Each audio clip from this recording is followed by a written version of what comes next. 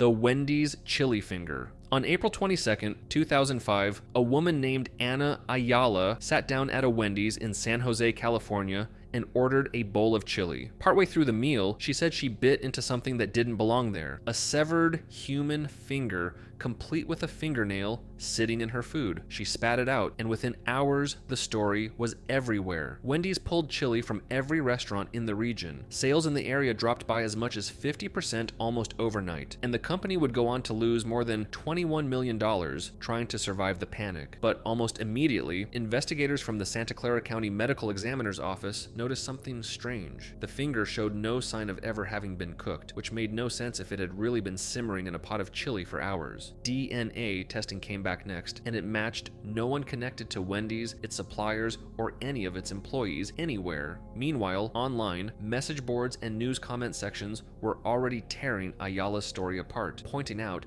that she had a long history of filing injury claims against other companies before this one. Investigators followed that same thread. They tracked the finger back to a co-worker of Ayala's husband, a man who had lost it in a workplace accident months earlier. Ayala's husband had gotten hold of the severed finger and given it to her, and together they planted it in the chili, hoping to win a quick payout. Ayala was sentenced to 9 years in prison. Her husband got 12. Wendy's, the only real victim in the entire story, never fully recovered its reputation in that market. Disgusting Domino's people. On April 13, 2009, 5 short videos appeared on YouTube under a channel with almost no subscribers. In them, a Domino's pizza employee named Michael Setzer could be seen sticking cheese up his nose before placing it on a sandwich, and doing far worse things with other parts of his body, while a co-worker named Christy Hammonds narrated directly to the camera exactly which unsuspecting customers were about to receive the food. The videos sat online for less than a day before a blog called The Consumerist found them and posted about it. From there, it exploded. Within hours, readers of the blog were pulling the footage apart frame by frame, and one commenter noticed a brief exterior shot of the restaurant visible in one of the clips. Using that single shot alongside Google Earth, a small group of strangers online managed to pinpoint the exact Domino's location, a franchise in Conover, North Carolina, and emailed both the store owner and Domino's corporate headquarters directly. Domino's had no idea the videos existed until that email arrived, and by then, the clip had already crossed 1 million views. The company scrambled, releasing an apology video from its president within days and working with local police to formally identify the 2 employees who were fired and charged with felony food contamination that same week. Neither of them had actually served the tampered food to a real customer. They insisted afterward it was only ever meant as a prank filmed for their own amusement, but it didn't matter. Sales across the area fell by half, and more than 600 employees who had nothing to do with the video lost their jobs when nearby locations were forced to close for good. The strawberry needle scare. In September 2018, a single Facebook post out of Queensland, Australia set off a nationwide panic. A man had bitten into a strawberry from a punnet labeled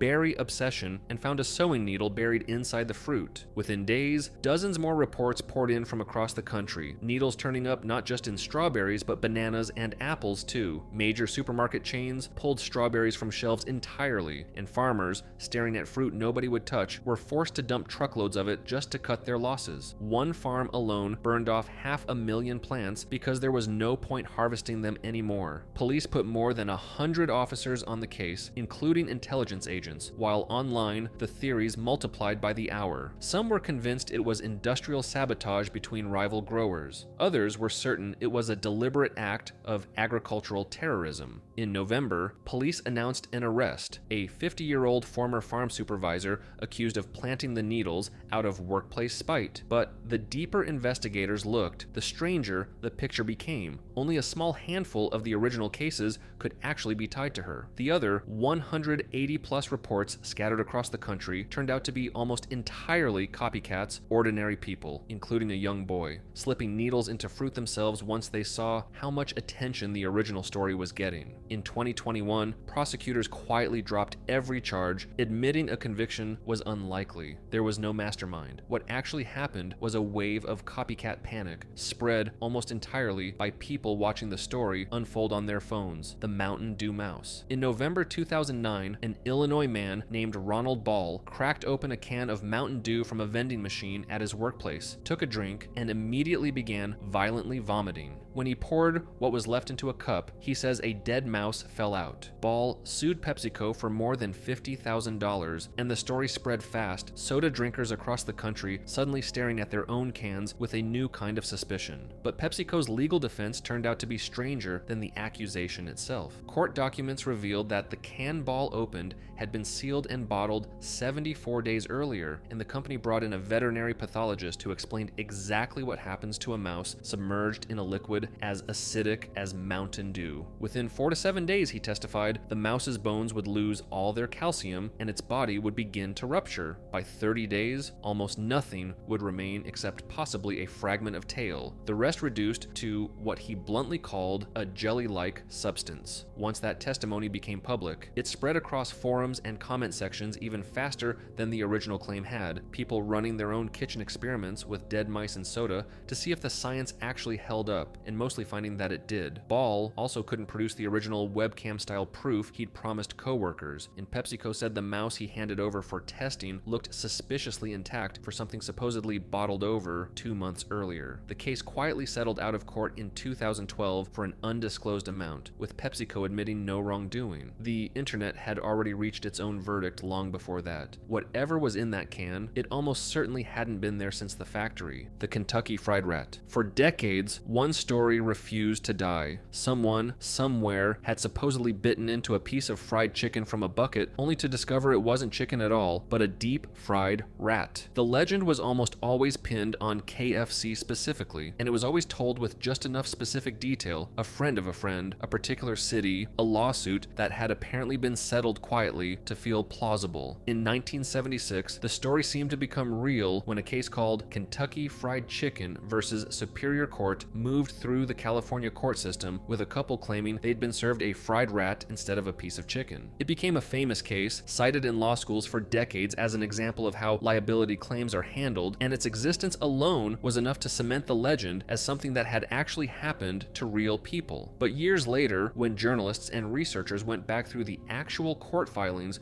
looking for the physical evidence, they found something the legend had conveniently left out. No rat had ever been produced in court. The remains had allegedly been thrown away before they could be examined, which meant the entire case rested on nothing but the couple's word. Once that detail started circulating online, fact checkers and food historians dug further and confirmed there has never been a single verified, forensically confirmed case of a rodent turning up in a bucket of fried chicken anywhere in the United States. The legend didn't survive because it kept happening. It survived because one unproven lawsuit from the 1970s gave it just enough legal weight to sound true, and the internet has been recycling that same unverified story ever since. The Cadbury blood scare. In 2018, a post began circulating online claiming that a disgruntled Cadbury factory worker had deliberately contaminated a batch of chocolate with his own blood and that he was HIV positive. The claim spread across Facebook and messaging apps within days, parents sharing warnings to check their children's Halloween candy, some people swearing they personally knew someone who had gotten sick. It had all the ingredients of a genuine public health crisis, a real company, a real disease, and a specific, horrifying claim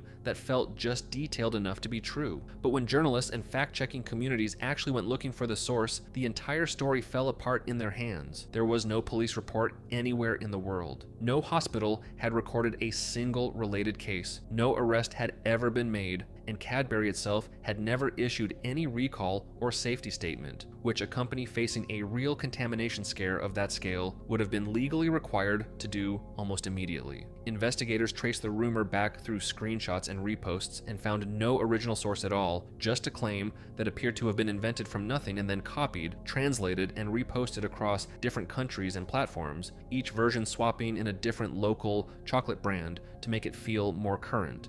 The entire scare existed only as text, spreading from one phone to the next, powered by nothing but how easy it was to believe.